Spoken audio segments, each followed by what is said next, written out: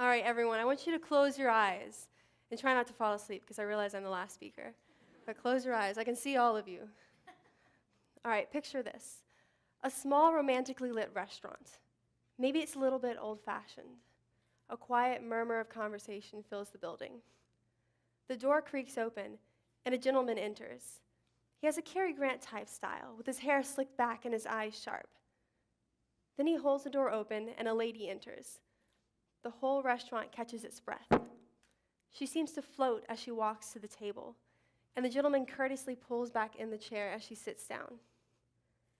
I know I can picture this from watching old-fashioned movies growing up, and it may or may not be hard for you to picture. You can all open your eyes now.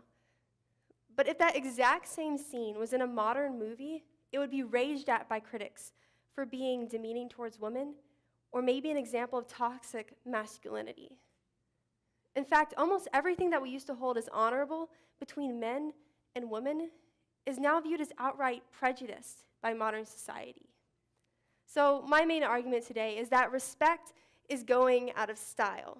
And I'd like to look at that by blowing up our restaurant scene to the national scale, examining postmodernism in America and how it's caused the breakdown of standards in our culture, looking at how tolerance and acceptance has replaced the idea of respect, and finally examining what we as a society can do to make a difference.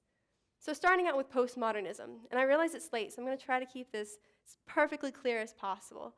Postmodernism was a philosophy established by Nietzsche in the late 1900s. It's basically the idea of a general distrust of any objective standard established in our society. It means that every reality, every view is true and valid, and at the same time, nothing is. So say, for example, there was an apple right here on the floor. And you look at this apple and you tell me, Emma, that's an apple. And I say, no, you know what? I think it's an orange. Well, both of those views would be true in postmodern society because the standard that that is an apple by definition no longer exists. So why does this matter? When it comes to foundational standards in our society, that's when it matters.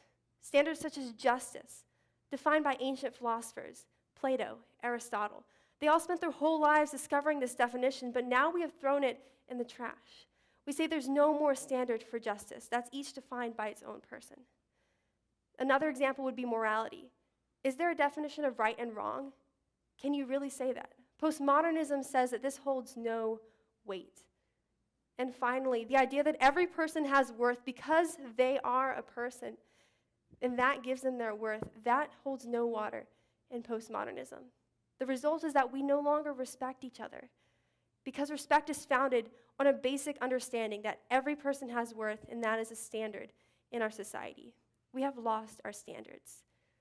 So the result of that can be seen in my second point, that respect has been replaced by tolerance.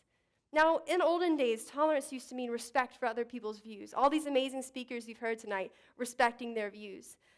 But in today's culture in America, tolerance is associated with accepting, blind acceptance of other people's views. And the problem with that is that it reduces respect for other people. It causes resentment. Think about, for example, when you were a little kid. If your parents asked you to do something that you didn't want to, like maybe take a longer route to school, for no apparent reason, if you ask them why, they say, because I said so, then you're less likely to respect your parents. You might even resent them in this case, because they provided no justification. But if they tell you they want you to do that because it's a dangerous route, or there was a car accident there, then you're more likely to respect their view. The problem in modern culture is that too often we are forced to accept everyone's views by society, by media, by politics. We're forced into blind acceptance of views that we don't agree with, reducing our respect for those groups that we're forced to agree with. If you really want respect for another group, another person, you need to allow for an understanding of a view. We need to learn that disagreement is not disrespect. Disagreement is something that's good for people. It's something that helps us develop our ideas. But in our society, that's lost through tolerance. So what should we do? My final point, what should we as a society do? Well, here's my unpopular opinion. There is absolute truth. There are objective standards.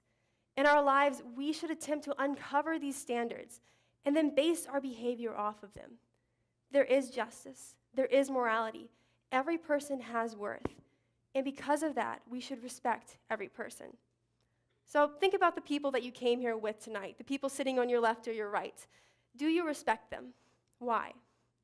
Do they know that you respect them? When today did you make the effort to show respect for another person? Can you remember? And if you did not, then what makes you deserve respect in return? How can you expect that of other people? It's a two-way street. You have worth, I have worth, therefore we ought to respect one another.